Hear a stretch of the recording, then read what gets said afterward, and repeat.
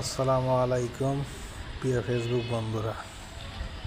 এটা আমাদের বেলকুচি বাহেলা জামি মসজিদ, বাংলাদেশে সুনামধন্য অন্যতম এক মসজিদ।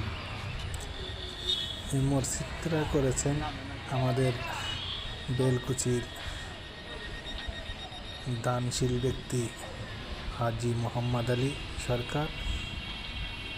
তিনি একটি সুন্দর মসজিদ করেছেন এবং মসজিদের পাশেই তার আছে চক্ষু ও শিশু হাসপাতাল। দীর্ঘদিন ধরে তিনি চিকিৎসা দিয়ে আসছেন বিনামূল্যে চক্ষু ও শিশু গর্ভবতী মায়েদের।